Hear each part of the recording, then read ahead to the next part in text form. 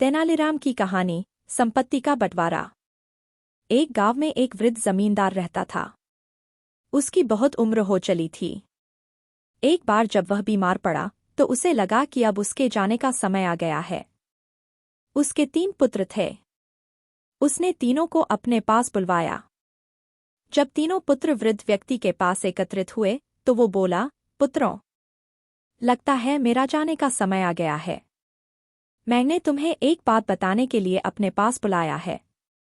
जब मैं मर जाऊं तो तुम लोग मेरे पलंग के नीचे की जमीन खोद लेना। वहां तुम तीनों के लिए कुछ है। इतना कहने के बाद वृद्ध व्यक्ति की मृत्यु हो गई। उसका अंतिम संस्कार करने के बाद तीनों पुत्रों ने उसके कहे अनुसार उसके पलंग के नीचे की जमीन की गुदाई में उड़ौट पहले कटोरे में मिट्टी थी, दूसरे में सूखा हुआ गाय का गोबर और तीसरे में तिनके रखे हुए थे। साथ ही उन्हें 10 सोने के सिक्के भी मिले। तीनों पुत्रों को 3 कटोरों और 10 सोने के सिक्कों की पहेली का अर्थ समझ नहीं आया, लेकिन उन्हें इतना अवश्य समझ आ गया कि ऐसा करने के पीछे उनके पिता का अवश्य कोई प्रयोजन रहा होगा। डी को सुलझाने के लिए तीनों ने तेनालीराम के पास जाने का निश्चय किया। तेनालीराम के पास पहुंचकर उन्हें पूरी बात बताकर उन्होंने पूछा, चाचा, आप तो पिताजी के बहुत अच्छे मित्र थे। क्या मृत्यु पूर्व पिताजी ने इस बारे में आपसे कोई चर्चा की थी? नहीं तो, तेनालीराम ने उत्तर दिया, किंतु तुम्हारे पिताजी पहेलियों के बहुत शौकीन थे, इसलिए शायद वे पहेली में अपनी बात कह गए हैं। मुझे थोड़ी देर सोचने दो, हो सकता है मैं इस पहेली को बूझ लूं। तीनों लड़के शांति से तेनालीराम के पास बैठ गए और तेनालीराम सोच में डूब गए। कुछ देर बाद तेनालीराम की आंखें खुशी से चमक उठी और वह बोले, मुझे पता चल गया कि इस पहेली का क्या अर्थ है। तो चाचाजी जल्दी से हमें भी उसका अर्थ बता दो। तीनों पुत्र बोले, तो सुनो, तेनालीराम कहने लगा, तीनों कटोरों के आकार को देखो। सबके आकार भिन्न हैं। इन 3 कटोरों के माध्यम से तुम्हारे पिता ने अपनी संपत्ति का बंटवारा तुम तीनों के मध्य किया है। सबसे बड़ा कटोरा सबसे बड़े पुत्र की मिली संपत्ति को दर्शा रहा है।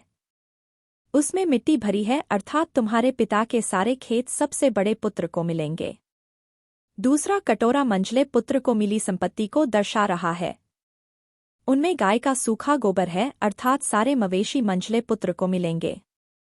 तीसरा कटोरा छोटे पुत्र को मिली संपत्ति को दर्शा रहा है, जिसमें तिनके भरे हैं, जो सुनहरे रंग के हैं, अर्थात सारा सोना सबसे छोटे पुत्र के हिस्से आया है। इतना कहकर तेनालीराम चुप होकर बोले, चाचाजी, एक बात समझ में नहीं आ रही कि पिताजी ये 10 सोने के सिक्के किसके लिए छोड़ गए हैं। ये मेरा मेहताना है। तुम्हारे पिता कोई भी काम मुफ्त में नहीं करवाते थे। उन्हें मालूम था कि उनकी पहेली का अर्थ पूछने तुम लोग मेरे पास आओगे, इसलिए मेरा मेहताना छोड़ गए हैं। तेनालीराम ने उत्तर दिया। पुत्रों को अपने पिता की पहेली का उत्तर मिल चुका था। उन्होंने तेनालीराम को 10 सोने के सिक्के दिए और लौट गए। कुत्ते को गाय में बदलने की तेनालीराम की इच्छा। एक सुबह राजा कृष्णदेवराय उठे और नींद में ही अपने सेवक से नाई को बुलाने के लिए कहा। जब तक नाई आया, राजा अपनी कुर्सी पर सो रहे थे। नाई राजा को परेशान नहीं करना चाहता था, इसलिए उसने राजा को बिना जगाए चुपचाप और बड़ी कुशलता से उनके बाल और दाढ़ी काट दी। जब राजा उठे तो उन्हें नाई नहीं दिखाई दिया। वो बहुत क्रोधित हो गए और अपने सेवक से नाई को तुरंत बुलाने के लिए कहा। जैसे ही सेवक नाई को बुलाने गया, राजा ने अपनी ठुड्डी और गाल को महसूस किया और देखा कि वो अच्छी तरह साफ है। उन्होंने आईने में देखा तो उसे समझ आया कि नाई ने उन्हें जगाए बिना अपना काम अच्छी तरह किया है। जब नाई आया तो राजा ने उसके काम के लिए उसकी प्रशंसा की और उससे पूछा कि वह इनाम के रूप में क्या चाहता है। नाई ने कहा कि वह ब्राह्मण बनना चाहता था। राजा नाई की अजीब मांग से सोच में पड़ गया। क्योंकि राजा ने नाई से वादा किया था, इसलिए उन्होंने कुछ ब्राह्मणों को बुलाया और नाई की अजीब इच्छा के बारे में उन्हें बताया। सभी ब्राह्मण सहमत हो गए, क्योंकि राजा ने उन्हें धन के साथ पुरस्कृत करने के लिए कहा था। विजयनगर के अन्य ब्राह्मणों द्वारा नाई की मांग का विरोध हुआ, लेकिन वे सजा के डर से ज्यादा विरोध नहीं कर सकते थे, इसलिए उन्होंने इस मुद्दे पर तेनालीराम से मदद मांगी। अगली सुबह जब नाई को अपनी बदलने के लिए मंत्रोच्चार हेतु नदी में ले जाया जा रहा था, तो अनुष्ठान की देखरेख के लिए वहां राजा भी मौजूद थे। उन्होंने देखा कि तेनाली अपने कुत्ते के साथ कुछ दूरी पर खड़े हैं। राजा उनके पास गए और पूछा कि तेनाली, तुम यहाँ क्या कर रहे हो? इस पर तेनाली ने जवाब दिया कि वह कुत्ते को गाय में बदलने की कोशिश कर रहे थे। यह सुनकर राजा हंसने लगे। उन्होंने तेनाली से कहा कि वह जो करने की सोच रहे हैं वो मूर्खता है। तेनाली ने राजा को उत्तर दिया कि यदि नाई ब्राह्मण बन सकता है तो कुत्ता गाय में क्यों नहीं बदल सकता। राजा समझ गए कि तेनाली का क्या मतलब है। उन्होंने नाई से कहा कि उसका ब्राह्मण में बदलना असंभव है, उसे इसके बदले कुछ और मांगना चाहिए। कहानी से सीख। आप किसी व्यक्ति के बाहरी रूप को बदल सकते हैं, लेकिन उसके चरित्र को नहीं बदल सकते हैं। सबसे बड़ा मूर्ख। राजा कृष्णदेवराय को घोड़े बहुत पसंद थे और उनके पास काफी अच्छी नस्ल के घोड़ों का संग्रह था। एक बार अरब से एक घोड़ों का व्यापारी कृष्णदेवराय के दरबार में आया और उन्हें बताया कि उसके पास अरबी घोड़ों की कुछ अच्छी नस्लें हैं जिन्हें वो बेचना चाहता है। उसने राजा को अनुरोध किया कि वो उसके साथ लाए हुए घोड़े को देखें। यदि उन्हें वो पसंद आता है तो वह बाकी के घोड़ों को भी देखने के लिए भेज देगा। राजा ने घोड़े को प्यार करते हुए व्यापारी से कहा कि उन्हें सारे घोड़े पसंद आएंगे और राजा ने उसे 5000 सोने के सिक्के पहले ही दे दिए। व्यापारी ने वादा किया कि वो जाने से 2 दिन पहले सारे घोड़े ले आएगा। 2 दिन बीत गए, फिर 2 हफ्ते बीत गए, लेकिन व्यापारी वापस नहीं आया। अब राजा को ज्यादा चिंता होने लगी। एक शाम अपने मन को शांत करने के लिए वह बगीचे में टहलने गए। वहां उन्होंने तेनालीराम को एक कागज में कुछ लिखते हुए देखा तो पूछा कि वह क्या लिख रहे हैं। तेनाली ने उन्हें कोई जवाब नहीं दिया। राजा ने उनसे फिर पूछा तो तेनाली ने उन्हें बताया कि वो विजयनगर साम्राज्य के सबसे बड़े मूर्खों के नाम लिख रहे हैं। राजा ने उनसे कागज लिया तो देखा कि उनका नाम सबसे ऊपर लिखा हुआ था। वह तेनाली से नाराज हो गए और उनसे स्पष्टीकरण मांगने लगे। तेनाली ने उन्हें जवाब दिया, जो व्यक्ति किसी अजनबी को 5000 सोने के सिक्के दे वो इंसान मूर्ख ही हुआ। राजा के कहा, अगर वो व्यापारी घोड़ों के साथ लौट आए तो? इस पर तेनाली ने कहा, फिर उस स्थिति में वह आदमी मूर्ख होगा और वो राजा के बजाय उस व्यापारी का नाम लिख देगा। कहानी से सीख। अनजान लोगों पर आंख मूंदकर विश्वास न करें। राजा का सपना। एक सुबह कृष्णदेवराय बहुत चिंतित नजर आ रहे थे। तेनालीराम ने राजा से पूछा कि वो किस बात से इतना चिंतित हैं।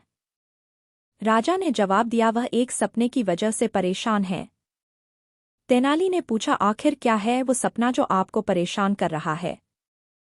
राजा ने बताया कि उन्होंने बादलों में तैरते हुए एक सुंदर महल को सपने में देखा। यह कीमती पत्थरों से बना हुआ था और उसमें बहुत ही खूबसूरत बगीचे थे। लेकिन अचानक सपना समाप्त हो गया और राजा अब उस सपने को भूल नहीं पा रहे हैं। तेनाली राजा को बताने ही वाले थे कि ऐसे सपनों का कोई मतलब नहीं होता है। तभी कृष्णदेवराय के एक अन्य मंत्री चतुर पंडित ने राजा से कहा कि उन्हें अपने सपने का पीछा करना चाहिए और इसे सच करना चाहिए। चतुर पंडित एक चालाक आदमी था और उसने राजा को ऐसा महल बनाने के लिए प्रेरित किया ताकि वो अपनी जेब भर सके। तेनाली चतुर पंडित की भ्रष्ट नियत को समझ गए, लेकिन उन्होंने इस योजना के प्रति अपनी असहमति नहीं दिखाई। राजा ने चतुर को अगले दिन परियोजना पर काम शुरू करने के लिए कहा। दिन बीतते गए। राजा जब भी परियोजना के बारे में चतुर से पूछते तो चतुर बहाना बना देता। वह राजा से उनके सपने के बारे में कोई न कोई सवाल करता और फिर बहाने से उनसे पैसे मांग लेता। एक दिन एक बूढ़ा व्यक्ति कृष्णदेवराय के दरबार में आया और उनसे न्याय मांगने लगा। चूंकि राजा बहुत न्यायप्रिय थे, इसलिए उन्होंने उस आदमी से वादा किया कि उसे न्याय दिया जाएगा। बूढ़े व्यक्ति ने राजा को बताया कि वह 1 हफ्ते पहले तक वो एक अमीर व्यापारी हुआ करता था, लेकिन उसे लूट लिया गया था और उसके परिवार के सदस्यों ने हत्या कर दी गई। राजा ने पूछा कि क्या वह जानता है कि ऐसा किसने किया, और तो उस बूढ़े आदमी ने कहा कि वह जानता है। राजा ने जब नाम पूछा तो वो नाम सुनकर हैरान हो गए। बूढ़े व्यक्ति ने कहा कि उसे कल रात एक सपना आया था और उसने देखा कि उसे लूट लिया गया है और उसके परिवार की हत्या राजा और चतुर पंडित ने की है। यह सुनकर राजा क्रोधित हो गए और उससे पूछा कि तुम्हारा सपना कैसे सच हो सकता है? बूढ़े व्यक्ति ने यह कहते हुए वापस उत्तर दिया कि वह सिर्फ एक साम्राज्य का नागरिक था जिसका राजा एक असंभव सपने का पीछा कर रहा था।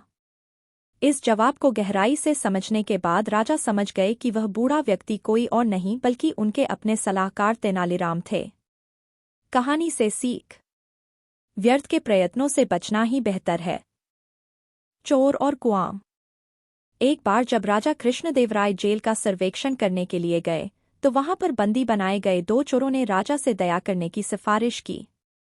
उन्होंने बताया कि वो दोनों चोरी करने में माहिर थे, इसलिए वे दोनों अन्य चोरों को पकड़ने में राजा की मदद कर सकते हैं। राजा एक दयालु शासक था, इसलिए उन्होंने अपने सिपाहियों से कहकर उन दोनों चोरों को रिहा करने का हुक्म दे दिया, लेकिन एक शर्त के साथ। राजा ने चोरों से कहा कि हम तुम्हें रिहा कर देंगे और तुम्हें अपने जासूस के रूप में नियुक्त करेंगे अगर तुम लोग मेरे सलाहकार तेनालीराम के घर में घुसकर वहां से कीमती सामान चुराने में कामयाब रहे तो। चोरों ने राजा की चुनौती को स्वीकार कर लिया। उसी रात दोनों चोर तेनालीराम के घर गए और झाड़ियों के पीछे छिप गए। रात के खाने के बाद जब तेनालीराम टहलने के लिए बाहर गए तो उन्होंने झाड़ियों के बीच में कुछ सरसराहट सुनी। उन्हें अपने बगीचे में चोरों की मौजूदगी का एहसास हुआ। थोड़ी देर बाद वह अंदर गए और अपनी पत्नी को जोर से कहा कि उन्हें अपने कीमती सामान के बारे में सावधान रहना होगा, क्योंकि दो चोर भाग रहे थे। उन्होंने अपनी पत्नी को सभी सोने और चांदी के सिक्के और आभूषण को एक बक्से में रख देने को कहा। चोरों ने तेनाली और उसकी पत्नी के बीच की बातचीत को सुना। कुछ समय बाद तेनालीराम ने बक्से को अपने घर के पीछे मौजूद कुएं में ले जाकर फेंक दिया। चोरों ने यह सब देखा। जैसे ही तेनाली अपने घर के अंदर गए, दोनों चोरों ने कुएं के पास जाकर उसमें से पानी निकालना शुरू कर दिया। वे पूरी रात पानी खींचते रहे। लगभग भोर में वो उस बक्से को बाहर निकालने में कामयाब रहे, लेकिन उसमें मौजूद पत्थर देखकर चौंक गए। तभी तेनालीराम बाहर आए और उन चोरों से कहा कि हमें रात में अच्छी तरह से सोने के लिए और मेरे पौधों को पानी देने के लिए आपका बहुत धन्यवाद। दोनों चोरों समझ गए कि तेनालीराम ने उन्हें बेवकूफ बनाया है।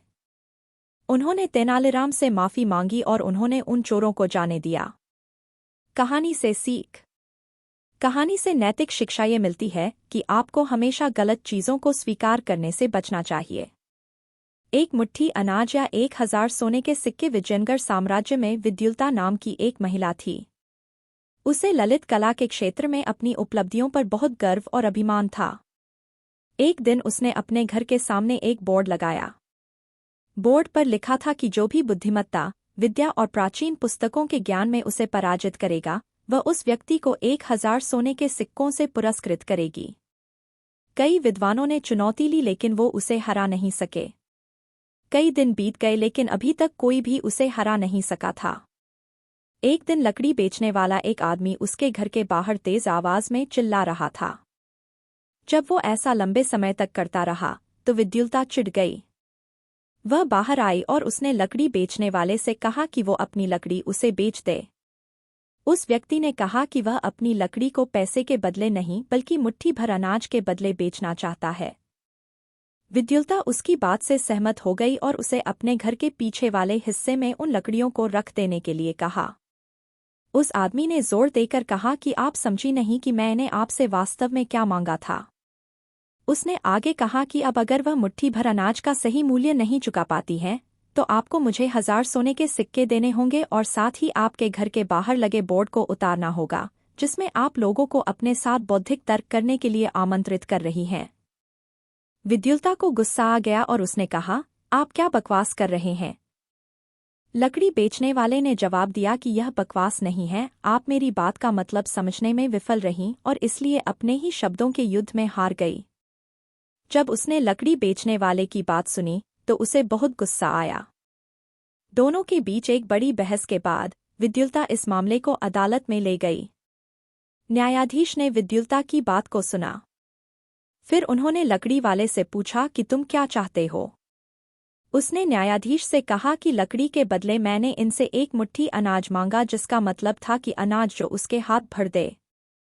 चूंकि वह इतनी सरल बात को समझने में विफल रही, इसलिए यह उतनी समझदार नहीं थी जितनी ये खुद को मानती हैं, और इसलिए इन्हें अपने घर के सामने से यह बोर्ड उतारना चाहिए। न्यायाधीश लकड़ी बेचने वाले की चतुराई और बुद्धिमत्ता देखकर प्रभावित हुए और उन्होंने विद्युल्ता को उसे 1000 सोने के सिक्के देने और अपने घर के बाहर बोर्ड उतारने के लिए कहा। वास्तव में वह लकड़ी बेचने वाला और कोई नहीं बल्कि तेनालीराम ही थे और उन्होंने रूप बदलकर विद्युल्ता जैसी घमंडी महिला को सबक सिखाया था। कहानी से सीख। आपको अपनी उपलब्धियों और बुद्धिमत्ता को लेकर हमेशा विनम्र होना चाहिए। इनाम और सजा। जब तेनालीराम पहली बार हम्पी आए तो वह राजा कृष्णदेवराय से मिलना चाहते थे। अपनी पत्नी को मंदिर में छोड़कर वह उनसे मिलने के लिए राजा के दरबार की ओर बढ़े। जब वह राजा के महल के बाहर पहुंचे तो महल के द्वार पर मौजूद सिपाही ने उन्हें अंदर जाने की अनुमति नहीं दी। तेनालीराम ने सिपाही से बताया कि वह राजा से मिलना चाहते हैं क्योंकि उन्होंने सुना है कि राजा कृष्णदेवराय बहुत दयालु और उदार हैं। तेनालीराम ने कहा कि चूंकि वह बहुत दूर से उनसे मिलने आए हैं इसलिए राजा उन्हें उपहार जरूर देंगे। यह सुनकर सिपाही ने तेनाली से पूछा कि अगर उसे राजा से उपहार मिले तो उन्हें क्या मिलेगा। तेनाली ने सिपाही से वादा किया कि राजा उसे जो भी देंगे वह उसे सिपाही के साथ साझा करेंगे।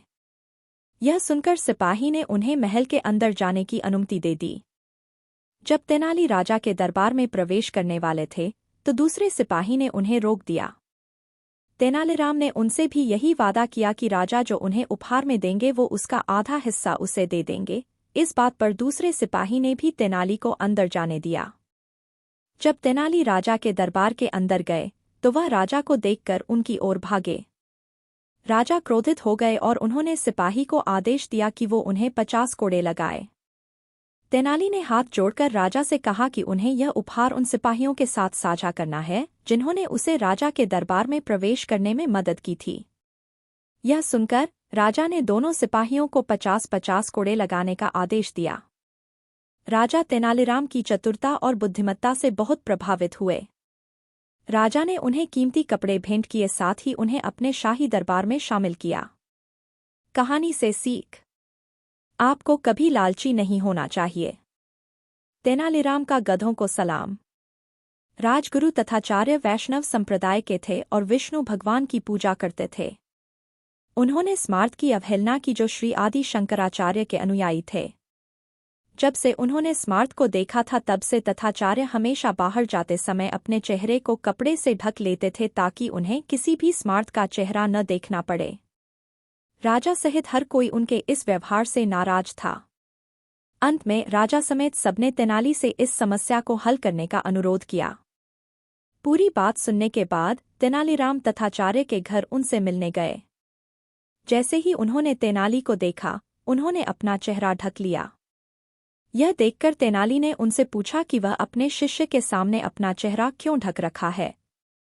तथाचार्य ने उन्हें बताया कि स्मार्त पापी थे और अगर उन्होंने उनका चेहरा देख लिया तो वह अपने अगले जन्म में एक गधा बन जाएंगे। यह सुनकर तेनाली को समझ गया कि उन्हें तथाचार्य को कैसे सबक सिखाना है।